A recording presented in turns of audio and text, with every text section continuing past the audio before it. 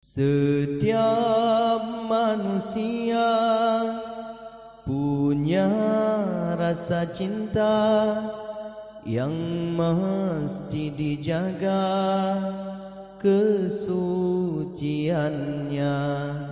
Namun ada kala insan tak berdaya saat dusta mampir bertata.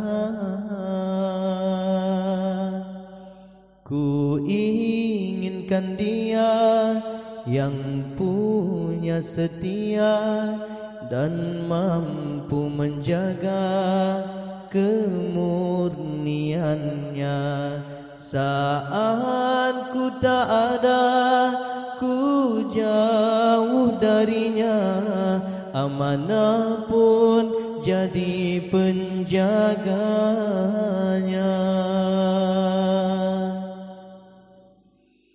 Hatimu tempat berlindungku dari kejahatan syahwatku. Tuhanku merestui itu,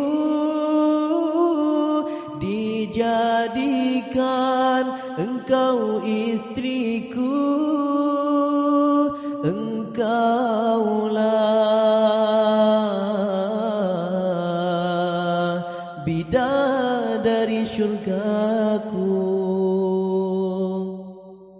Tiada yang memahami segala kekuranganku kecuali kamu, bidadariku.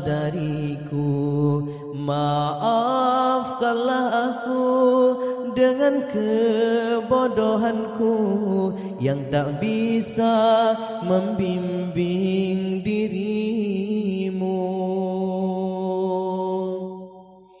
Hatimu tempat berlindungku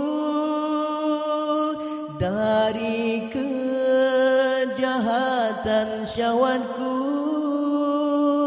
Tuhanku merestui itu, dijadikan engkau istriku. Engkaulah bidadari syurgaku. Rabbana hab lana min azwajina wa dhurriyyatina qurrata a'yunin waj'alna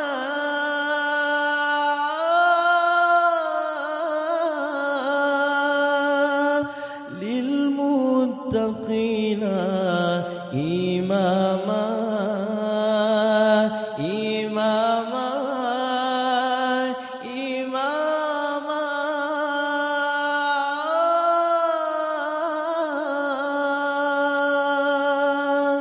Bidadari syurgaku.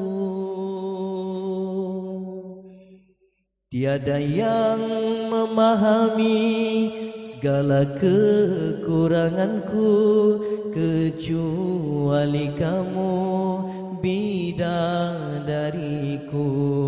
Maafkanlah aku dengan kebodohanku yang tak bisa membimbing diri.